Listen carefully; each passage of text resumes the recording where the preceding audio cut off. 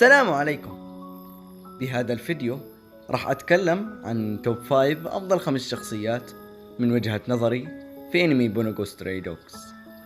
طبعا قبل ما نبدأ بالفيديو بعرف أنكم مستغربين مين هذا الشخص اللي عم بتكلم. نفسه أنا نيو، ولكن أحببت بهذا الفيديو أني أتكلم باللهجة العامية لأن صديقي في الإنستغرام كتب لي: يا نيو، ليش ما في المقطع المقبل أو المقطع الجديد الذي سينزل قريبا أنه تتكلم باللهجة العامية؟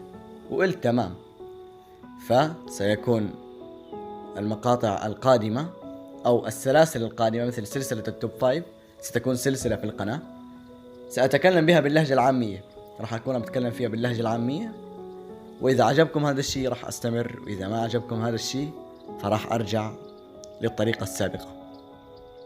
طبعا قبل ما نبدأ الفيديو هذا راح يكون فيه حرق، فإذا ما بدك ينحرق عليك وقف هون، أعطيني لايك واطلع من الفيديو، أو إذا بدك تكمل أو تستمتع أو ما هي فارقة معك فخليك بالفيديو واستمتع يا صاحبي.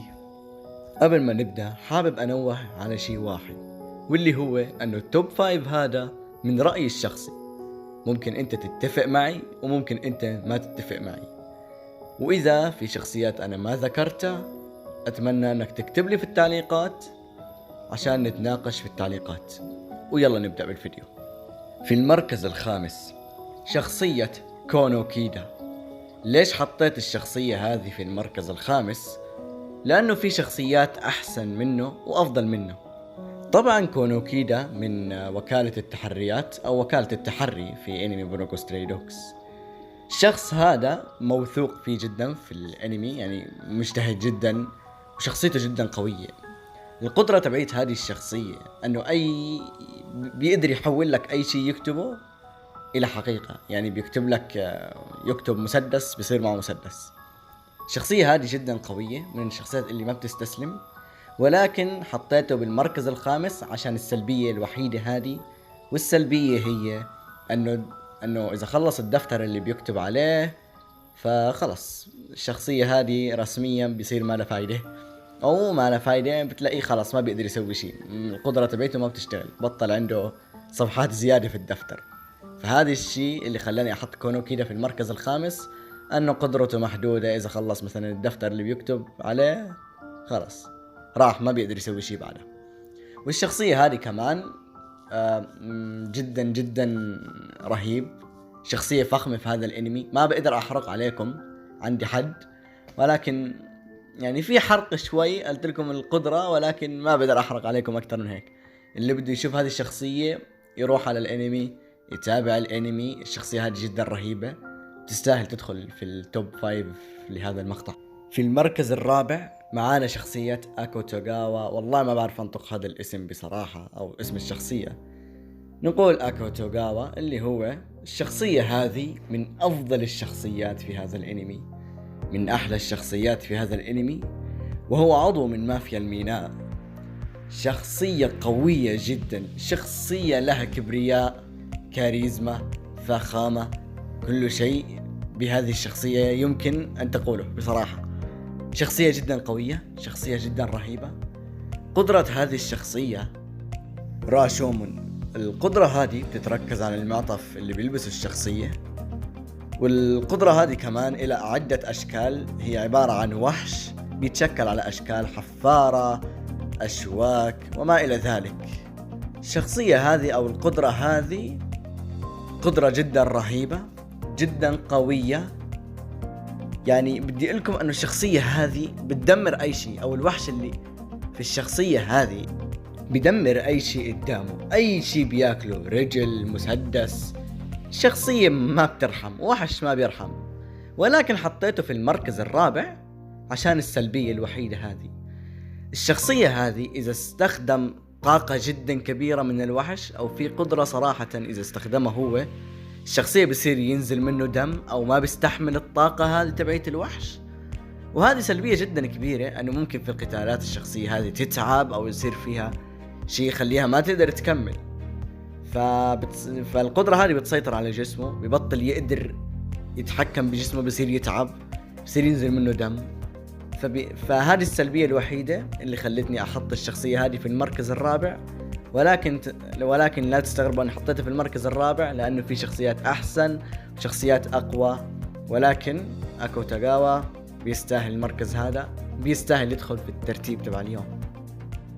في المركز الثالث معانا شخصية تشويا من أفضل الشخصيات في أنمي بونوكو ستراي دوغز، وهو العضو التنفيذي في مافيا الميناء، ويعد من أخطر الأعضاء في مافيا الميناء.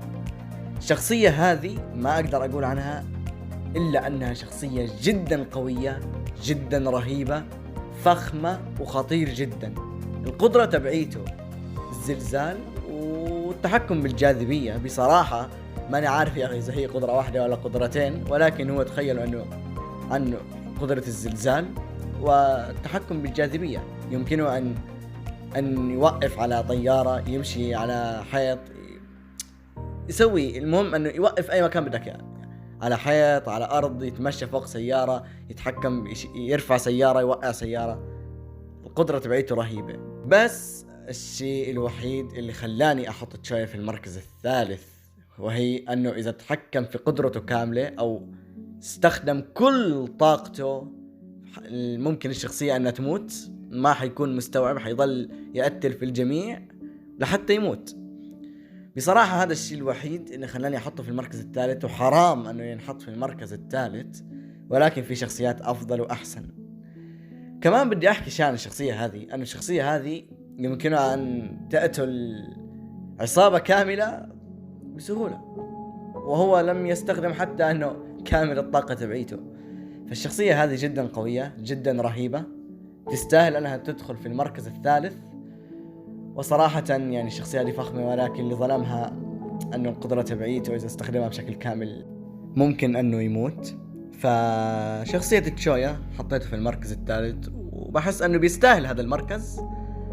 ويب، إذا ما عجبكم أني حطيته في المركز الثالث اكتبوا لي ليش، ويلا ننتقل للمركز الثاني.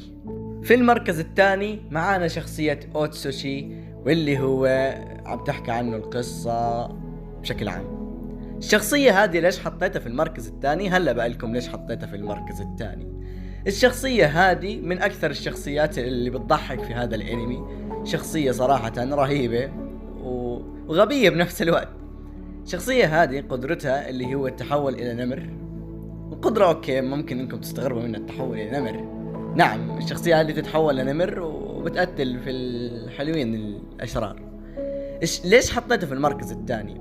الشخصية من بداية الأنمي كان هو في ميتم، وطردوه من الميتم على أساس أنه إيش بدهم ينقصوا من الأعضاء الموجودين في الميتم عشان يقدروا يصرفوا المصاري وهيك. فالشخصية هذه ما كانت بتعرف أنه هي النمر، وهي اللي كانت بتقتل في الجماعة. فالشخصية هذه حملت حالها وراحت على مدينة تانية، ما بدي أقولكم إيش اسم المدينة، بتكتشفوها في الأنمي. وراح بده يدور على النمر اللي هو الشخصية نفسه اللي هو أتسوشي. فهون طويل العمر راح ومفكر حاله أنه هو ماله دخل ومطرود ظلم، وجاب شخص من وكالة التحري واللي هلأ راح تعرفوه بالمركز الأول، وقال له تعال ندور على هذا النمر، أنه هذا النمر أنا بالحالي من أول ما جيت هلا المدينة. وراحوا يدوروا عليه، وإجا الليل وإجا القمر، وفجأة الشخصية تحولت لنمر وهاجمت الشخصية اللي المفروض يروحوا يدوروا معاه النمر، الشخصية اللي المفروض تدور معاه النمر. فالشخصية هذه قدرته مثل ما قلت لكم أنه نمر بيأثر في الجماعة، وقلت لكم في البداية كيف انطرد وما كان بيعرف أنه هو نمر. الشخصية هذه حطيتها في المركز الثاني لسببين.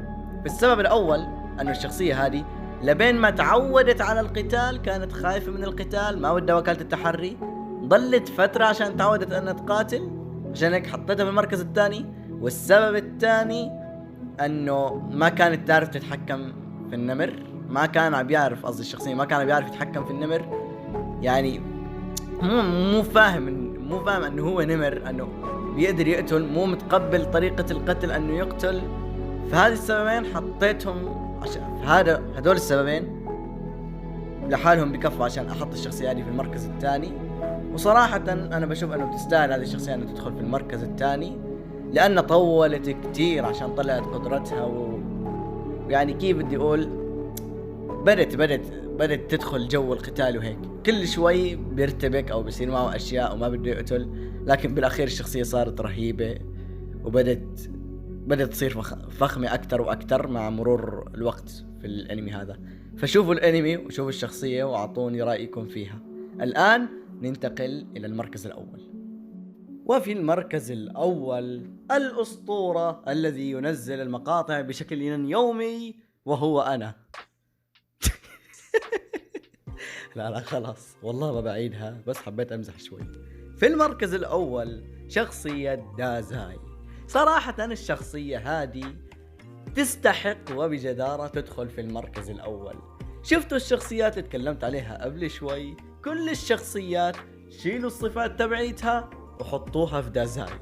شخصية دازاي ميكس من كل الشخصيات، فخامة، استهبال، غباء، ظهور أسطوري، قدرة رهيبة، كلام رهيب.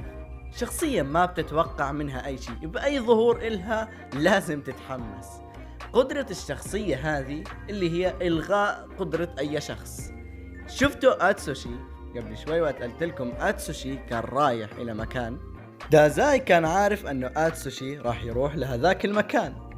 وقت اتسوشي راح لهذاك المكان اجا القمر واتسوشي تحول لنمر وهجم على دازاي وبكل سهولة لمس النمر او لمس اتسوشي ورجعه لشخص طبيعي. قدرة دازاي جدا اسطورية، جدا جدا جدا اسطورية، فيستحق انه يدخل في المركز الاول وبجدارة. والله صوتي انتهى بهذا الفيديو، ولهون بيكون وصلنا لنهاية الفيديو. أتمنى الفيديو عجبكم واستمتعتوا فيه. أتمنى تحط زر اللايك وتشترك في القناة إذا مانك مشترك، وتفعل جرس التنبيهات عشان أي فيديو جديد ينزل يوصلك تنبيه. وهيك بقدر لكم دمتم سالمين وفي حفظ الله، وسلام.